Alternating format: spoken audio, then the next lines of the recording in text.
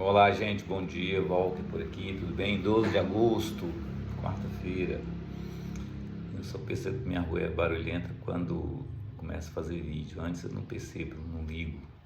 Mas a vida é assim, é barulhenta, isso é vida. Então, estou passando para fazer uma análise política do fator Michele Bolsonaro, sem juízo de valor. Ontem nós vimos o Flávio Bolsonaro e a Michele chegarem a um acordo político para a campanha do Flávio, para a campanha de 2026, né? Porque também inclui a campanha da Michele, certamente, para o Senado em Brasília, no Distrito Federal. 2022 já tinha acontecido da Michele negociar a participação dela na campanha do Jair Bolsonaro. Evidentemente que lá o Bolsonaro tinha uma capacidade maior de negociação, ele era o presidente, o marido, etc. Mas teve uma resistência muito forte. A gente viu alguns entreveros deles na rua, mas obviamente devia ser mais forte a disputa internamente entre eles. O fato é que só a partir de um determinado momento Michele começou a participar da campanha, foi para os palanques e exerceu um papel muito forte na campanha do Bolsonaro. Esse ano o pau quebrou desde cedo, com a Michele exigindo o que ela queria para participar da campanha do Bolsonaro. Ela se sentia traída na indicação de algumas indicações políticas nos estados. Flávio Bolsonaro fazendo o que são acostumados a fazer, que é excluir as mulheres, colocar para escanteio as mulheres nas decisões. Obviamente ela não gostou e não tinha como gostar porque ela quer exercer o papel que ela tem direito no capital político, no partido, principalmente sem a participação do Jair na campanha. E a Michele tinha uma força grande no PL, na indicação de vários candidatos Brasil afora. O Ceará, por exemplo, foi uma disputa grande lá e ela perdeu, inclusive impuseram uma derrota a ela, colocaram outro candidato que não era candidato dela. Então, a ruptura com o Flávio Bolsonaro aconteceu naturalmente. Flávio teve que ceder, baixar a cabeça, ceder a Michele para ela vir participar da campanha. Ela está exercitando o poder político que ela tem. Se Michele Bolsonaro foi eleita, inclusive, senadora pelo Distrito Federal, e deverá ser, ela virá com uma forte candidata a presidente da República. Fortíssima. Então não interessa muito a ela que o Flávio ganhe também a eleição, né? Ele já não tem chance nenhuma de ganhar, dificilmente vai ganhar, né? Chance nenhuma é modo de falar, né, gente? Está concorrendo, é o segundo colocado nas pesquisas, tem alguma chance, mas dificilmente vai ser eleito. Ele, o Flávio Bolsonaro, não tem nem a metade da capacidade de articulação, a capacidade política que tem a Michele Bolsonaro, nem a empatia. Ela é uma política superior ao Flávio Bolsonaro. Apesar de ele ser um político experiente, que é deputado, senador, entre outras coisas, ele não tem a capacidade política que a Michele tem. Isso já está provado. Ontem, na hora que foi chamado para explicar a questão do Dark Rossi, o Vorcaro e tal, na campanha dele, na vida dele, política dele, e o Lula, e o PT, aquele discurso bobo, né? A Michele é muito mais articulada, tem mais empatia, sabe exercer poder e tem o poder de fato consolidado, está se consolidando ainda mais, né? Está consolidando, vai se tornar mais forte, mas já é consolidado. Então, eu vou fazer aqui saindo da análise técnica para ir para uma análise, para uma suposição. O fato do candidato a vice do Flávio Bolsonaro ser tão fraco, pode ser porque ele nem é o candidato de verdade, é só um candidato que está guardando lugar para uma outra pessoa que queira, por exemplo, a Michele Bolsonaro, ou outro candidato mais forte. Só que Michele Bolsonaro, obviamente, não vai aceitar. Vamos sair da suposição e voltar para a análise técnica. Michele Bolsonaro jamais seria vice do Flávio Bolsonaro.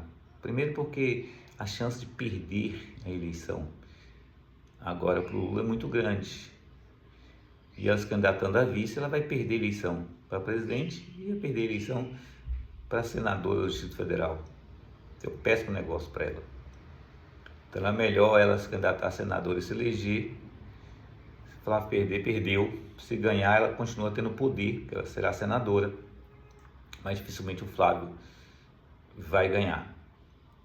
Então ela quer consolidar o poder dela. E ela será fortíssima em 2030, sendo uma senadora eleita, comandando a eleição de 2030, que vai confrontar evidentemente com Tarcísio também, que se for eleito será um candidato potencial da direita também. Tudo isso é uma análise política do que pode acontecer, né? Porque são 4 anos. Daqui 2030 pode enfraquecer o capital político, pode fortalecer mais ainda, né?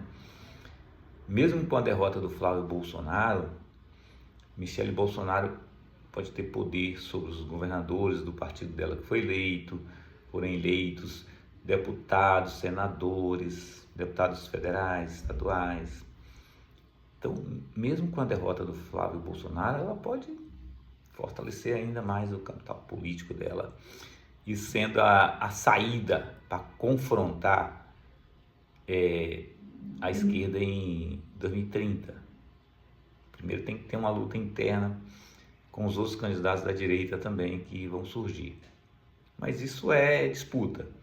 Nessa disputa ela pode perder e ganhar. A gente já viu, por exemplo, o Aécio Neves, um político fortíssimo em 2014, hoje é um político fraco, sem poder. Com pouco poder, pelo menos, do ponto de vista de disputar a eleição presidencial, etc. Então, daqui a 2030 pode acontecer muita coisa, inclusive ela se enfraquecer politicamente. Mas não é o que está sendo posto, que está sendo mirado, que está sendo indicado, né? O que está sendo indicado é que ela, sendo eleita senadora, ela vira uma política fortíssima, com potencial para disputar a eleição em 2030. Essa aqui é a condição. O Flávio Bolsonaro tem o inverso. É um senador, apesar de ser filho do Bolsonaro, presidente da República, não tem poder político, não consegue articular com outras lideranças para apoiá-lo na candidatura a presidente da República. Tanto é que surgiu a candidatura do Zema, do Caiado e tudo mais. Então ele não teve essa capacidade. A Michele tem uma capacidade política muito maior.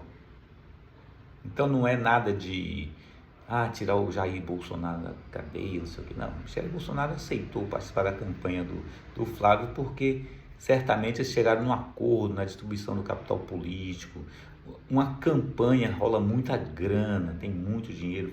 Quando o partidário do PL é altíssimo, a distribuição dessa grana na campanha, a distribuição do capital político, a capacidade dela de imposição nas candidaturas e também de faturar eleitoralmente, tendo como aliado nos estados os candidatos que ela apoiou, que vai apoiar, que está apoiando. Então tudo isso é consolidação de capital político, é disputa de capital político. Certamente ela chegou num acordo com relação à distribuição desse capital, do político e do financeiro na campanha. Isso não tem nada de... não estou fazendo nenhuma ofensa, nenhuma agressão, não.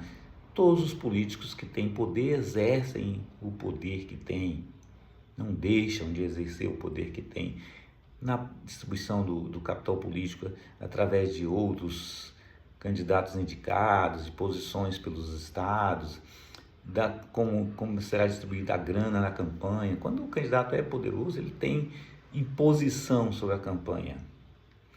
Todos os candidatos. Eu nunca conheço que não se impunha politicamente, por exemplo, com indicação de seus parceiros, seus indicados ao governo, foi Eduardo Suplicy. Os outros candidatos, todos os candidatos, deputados, senadores, eles se impõem, exigem participação nos governos, na distribuição da grana, de uma série de distribuição de poder na campanha política. É assim.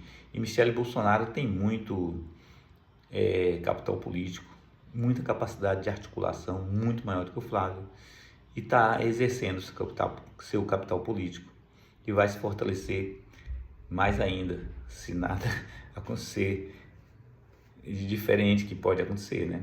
Isso é um fator, isso é política. Michele está exercendo o seu capital político e vem forte em 2030, caso seja eleita senadora pelo Distrito Federal. É isso. Bom dia para vocês, um abraço.